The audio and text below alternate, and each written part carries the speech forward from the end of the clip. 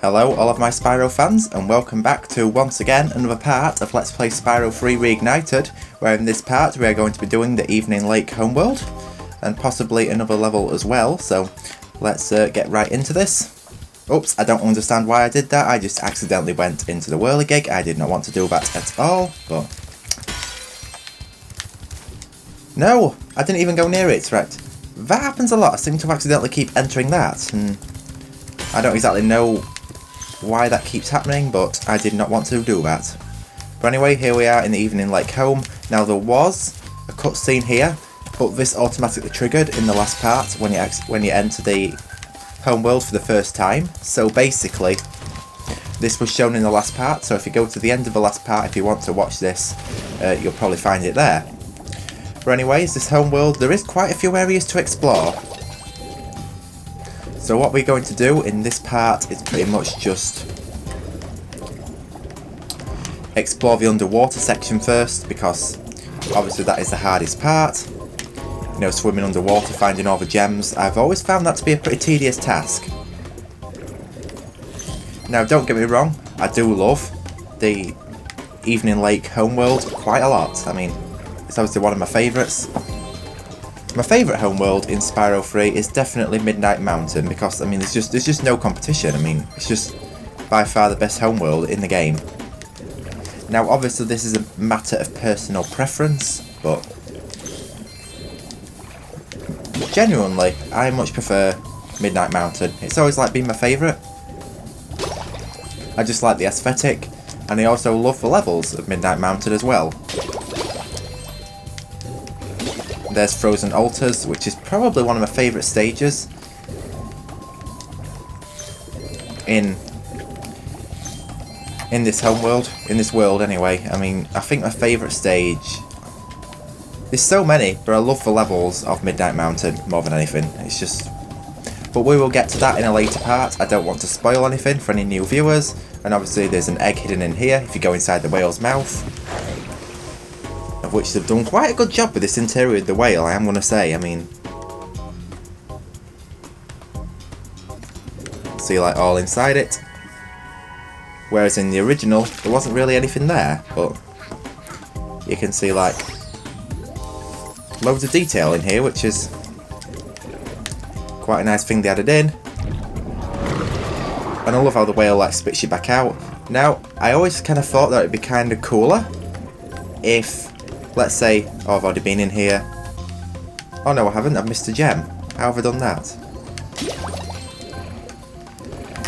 If a whale ejected you out the back, like they normally do, but obviously this does not happen, but it'd be pretty cool if it did.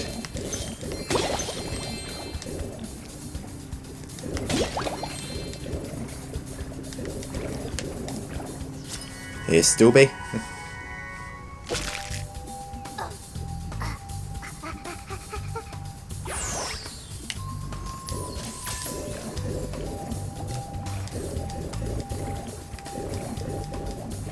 So I believe we've pretty much got all of this underwater section complete as of now, and I'm surprised there's nothing on top of that ship, because that would be a pretty good place to hide some gems, but there must be a reason why they never put them there in the first place. Here we have Honey Speedway, which is by far my favourite speedway in Spyro 3, probably because I love the nighttime aesthetic. And we have Charmed Ridge, of which Charmed Ridge, hopefully, I'll be having a guest commentator on that part. You know, if the plan works out, so that's something to look forward to. And obviously we're not going up here yet, because this will be the final part, because we are going to be doing Bentley's Outpost first, which hopefully I should be able to get done in this part as well, because obviously the homeworlds in this game are not too long. Now, isn't this just beautiful? Another reason to really appreciate this game. I'll just get a screenshot real quick, because, you know, it does not hurt to do so. Hi again, Spyro. This power-up can make you invincible, but only for a short while. Use it to get by these flame spitters. You'll find an egg when you get past them. Now this part's pretty cool. How you've got to use like invincibility, like real quick.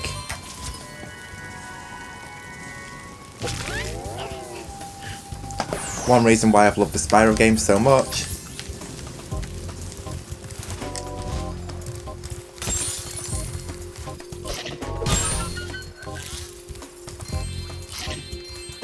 And where have all these gems go? I hate that when that happens. You know, when you pound on your head bash on one of these like crates, or you know, one of these chests, and then they just shoot in all different directions, and then half of them you can't even pick up.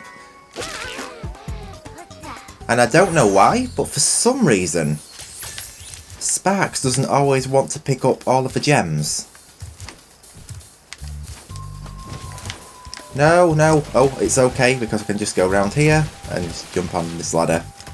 I thought you had to long glide over there. I was like, how are you going to make that? But obviously that is not going to be an issue now, because I have figured it out. Now, is this an egg or a skill point? I can't remember, but you basically just got to glide and jump. Oh, it's an egg. To this tower here to rescue Hannah.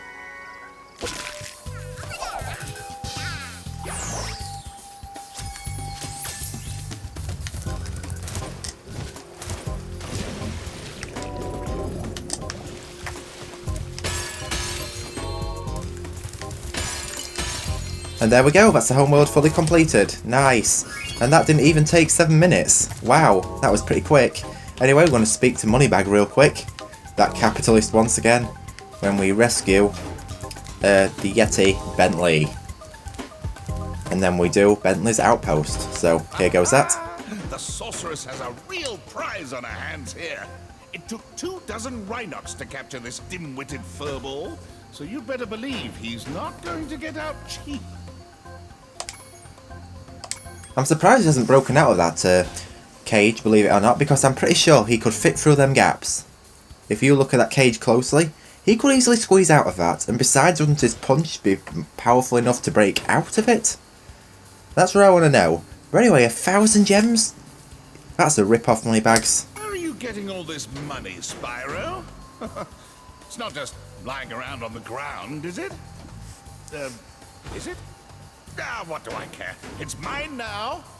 What do you mean by where'd you get all this money? That's none of your business, Moneybags.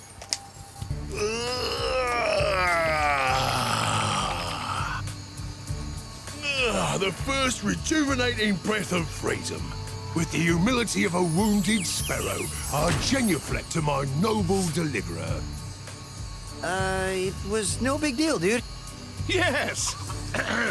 After all, it was I who let you out. Why, you brazenly avaricious, duplicitous, larcenous ursine! Now hold on.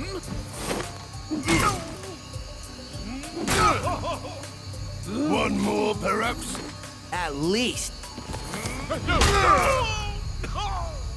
Please do afford me the sublime honor of enjoying your visitation in the nearest future. Yeah, sure. So here we go, Bentley's Outpost.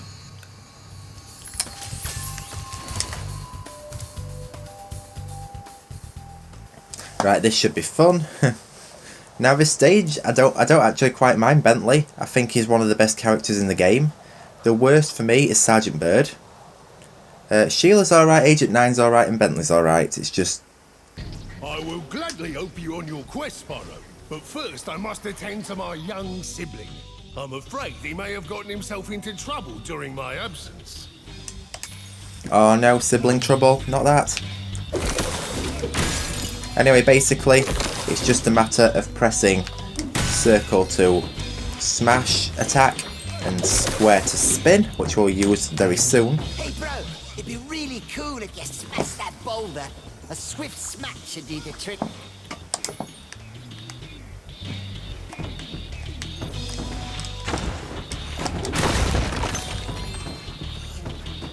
Obviously the fodder in this stage are rabbits, which may seem a bit strange, but yeah.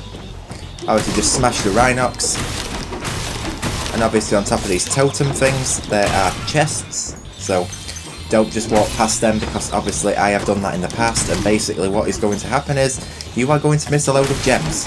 because I legit fully completed the stage once and didn't even know that them totems had any purpose. I just thought they were there for decoration purposes, but that is obviously not true, and I believe you can smash that throw up here. I don't know if you can, but I'm sure I've done it before. I am not too...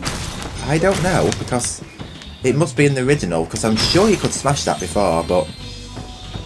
Unless it's been patched, but... Oh, yes you can. There you go. Nice. Obviously you can't get them all, but... Yes, it is possible, it's just a bit temperamental.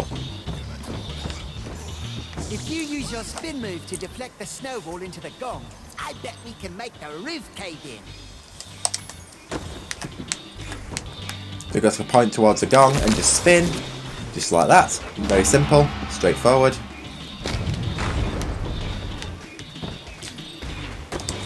And there is an egg there already, so that's pretty convenient. Now there is a skill point in the stage of which I will be unlocking pretty soon. Oh, here we go, the troublesome seals. It took me forever to train those seals to throw snowballs.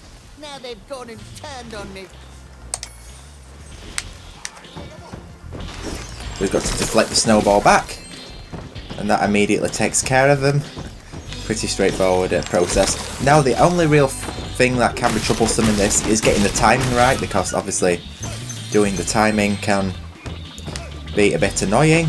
I'm usually not the best at that, but... Oh no, another seal. And this one looks really mean.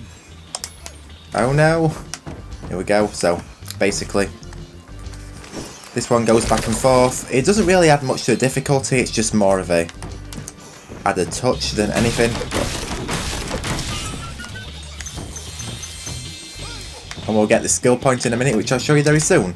And there's a Rhinoc on top of this one, so you have to be pretty on point with attack, just like that. But that was pretty straightforward. More so than I originally thought. And obviously troublesome Rhinocs hiding behind the snowballs.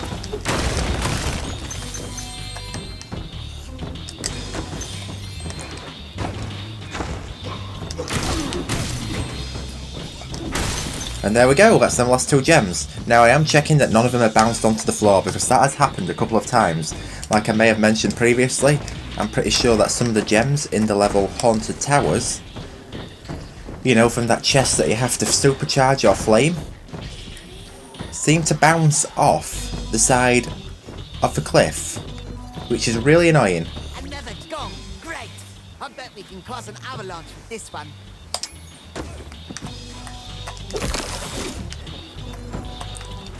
Another cool thing I'd like to mention is I am very strongly considering getting Reignited for the Switch. I have it on PC and I have it on PS4. I'm not too sure getting it on Xbox One as well, because I might as well just get it on all platforms. But I might get Insane for the Switch as well. Now I don't think I'm going to be getting Crash Team Racing Nitro Fueled for the Switch, for the simple reason I don't want to go through the whole rigmarole and process of unlocking everything again.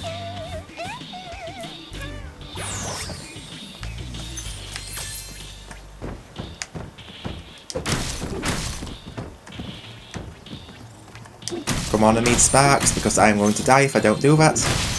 But the Reignited on Switch, the Switch version of Reignited, actually looks pretty good, believe it or not. Now, I believe the resolution is a lot lower. I think it varies from... I think it's 720p right down to 540, because it's like a dynamic resolution when it's in handheld mode.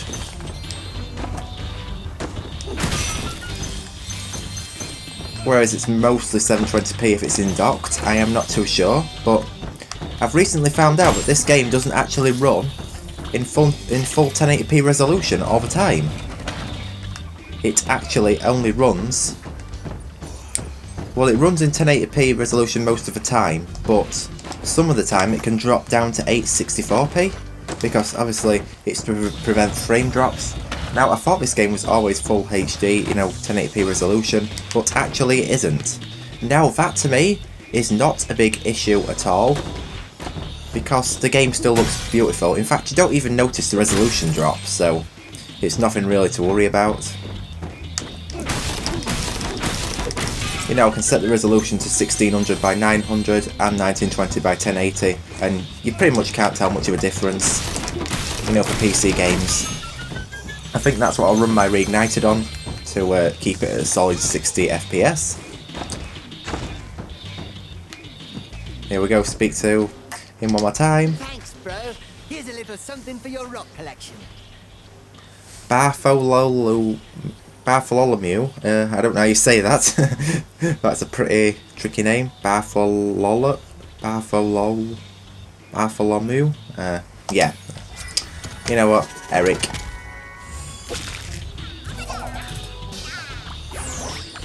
So there we go with that. I like the nerdy dragons with the glasses on. They're pretty cool. So I've got the skill point, but I'm missing 109 gems.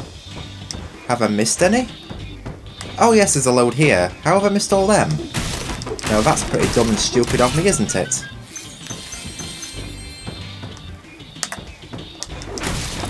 Now a lot of people complain about the camera with Bentley, but I think it controls pretty perfect. And whoa, what happened there? Whoa, okay. What? That's pretty hilarious. Okay, are you going to get up? Are you going to go up, Bentley? Come on. Thank you. No, that was pretty strange. No, no, no, no, no. I did not expect you there, you little swine. Die.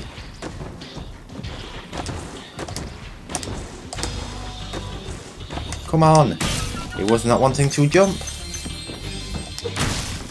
Yes, there we go. That's it. I've got all of my gems. And now we can see through into the next section. I have never noticed you can do that before. Now, unfortunately, you can't do any infinite flying glitches or anything cool like that in these levels with different playable characters, because apparently, I haven't tried it, but apparently it crashes the game. But maybe that's something I could actually try. I'm just going to keep my fodder top back up because I might as well, ready for the next stage, of which I believe I will be backtracking into Midday Gardens, so that should be pretty fun. So now, without further ado, let's just exit the level. Now, I love this blue snow aesthetic, you know, like the cool blue-ish tones. So beautiful, especially with the way it like reflects on the Getty. They've done a good job with the lighting, the textures, and the whole dynamics of the game. I love the way he walks into the portal and just sort of like floats away. And there you go, it just suddenly changes back to Spyro. We don't even see him like change back, which is, I don't know if that's sort of cut, but that'd have been nice to have that animation. Same with introduction cutscenes as well. I mean, why did they not include them?